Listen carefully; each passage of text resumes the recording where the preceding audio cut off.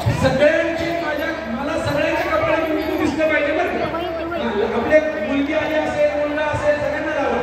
आशीर्वादच आहे ते. ओके, लावलं का? आता त्या ठिकाणी आई भगवतीचं ध्यान घेणार आहोत, एक स्तोत्र घेणार आहोत, दोघं पण होणार आहे. आधी भगवती